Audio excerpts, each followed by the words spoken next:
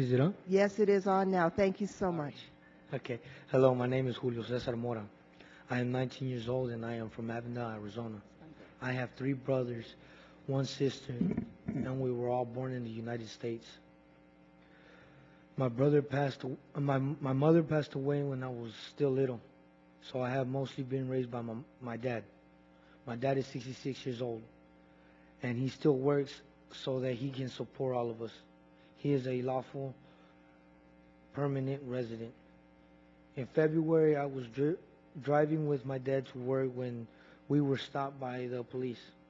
We left Avondale around 5 a.m. to go to my dad's work, HMI Contracting, a landscaping business in Phoenix. On the way, we passed two black police SUVs parked under a bulletin board. Then, about 15 seconds later, one of the SUVs caught up and stopped right in front of us. My dad had to slam on the brakes, avoid hitting the SUV that was in front of us because it was so aggressive.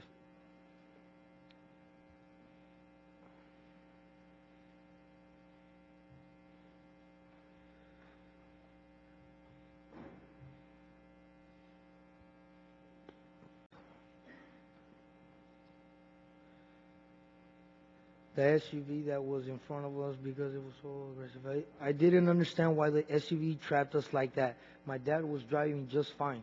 One of the officers came up to the window and asked us where were we going.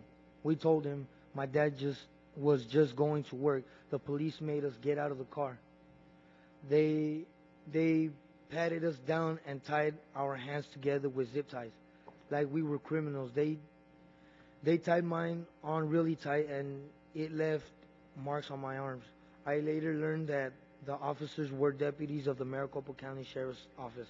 The deputies brought us to HMI where there were about 80 people lined up and a lot of other police officers guarding them, telling them to turn off their cell phones.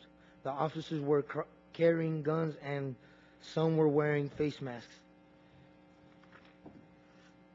My dad asked if he could use the bathroom. The officer said no. My father asked 5 times to use the bathroom. His stomach was really hurting. I was worried because he has diabetes and has a hard time holding it. My dad eventually got to go, but it wasn't until after he asked several more times and told an officer he was going to go right there in front of everyone. And even then, he had to go outside behind a car. It really hurt me that they embarrassed him like that. Later, I also had to go, and they let me use the bathroom. But 3 officers guarded me and refused to untie my hands. I tried to go with my hands tied, but couldn't. When I asked one of them for help, he said, "What's the matter? You can't find it?" I felt like they were making fun of me and felt very ashamed. I went back to stand in line. When I got to the front of the line, I told officers that I am a U.S. citizen and was born here. I gave my social security number. He checked me in the computer, and finally they let me go. Almost 3 hours after it all began, they let my dad go too because he is a lawfully permanent resident. To this day, I don't know why the officers stopped us out of all the cars on the road. I don't think it's fair the way we were treated. The police are supposed to keep us safe, but they are arresting us instead of the real criminals.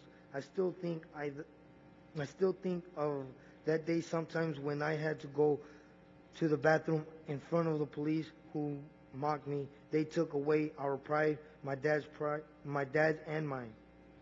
Thank you for letting me speak today.